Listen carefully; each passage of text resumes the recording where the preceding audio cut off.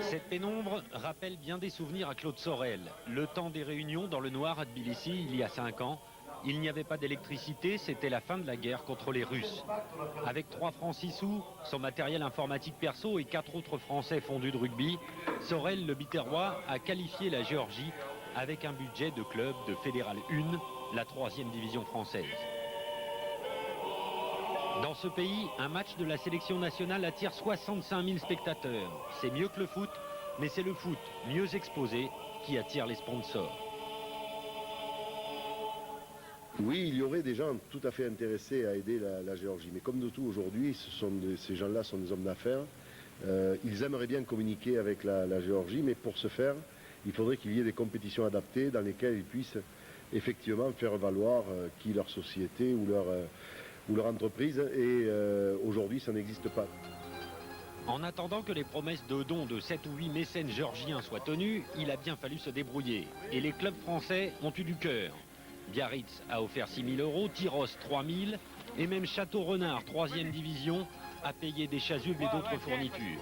Du côté de l'IRB, le board a financé le strict minimum, 230 000 € pour la Coupe du Monde. De quoi voyager, être bien logé, mais pas de quoi épargner.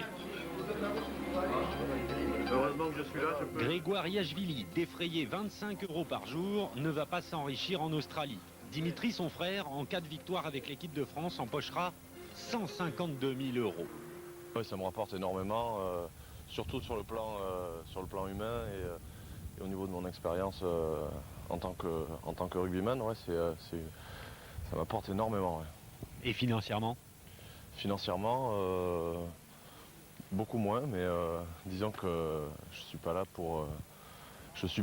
pour attendre quoi que ce soit de ma fédération, donc c'est uniquement sportif et humain.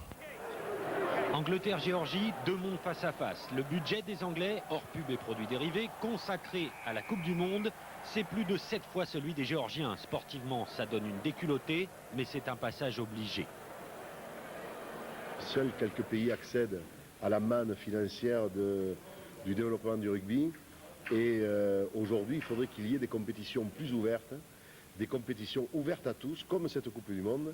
Et quand j'entends aujourd'hui des gens dire qu'ils voudraient limiter la participation des petites nations dans la Coupe du Monde, ce serait une véritable catastrophe pour le développement du rugby. Il faut que le rugby soit open et que les compétitions soient ouvertes à tous.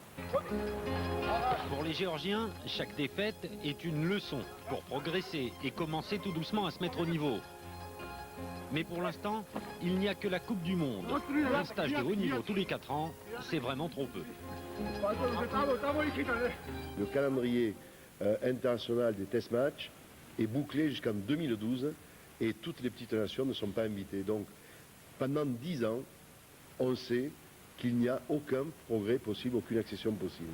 Et ça, c'est dramatique. La Fédération internationale ne donne pas plus d'argent à la Géorgie qu'à l'Angleterre. Elle ne permet pas non plus aux petites nations de se frotter régulièrement aux meilleurs, tout en souhaitant un nivellement par le haut. Pour l'instant, le monde du rugby ne tourne vraiment pas.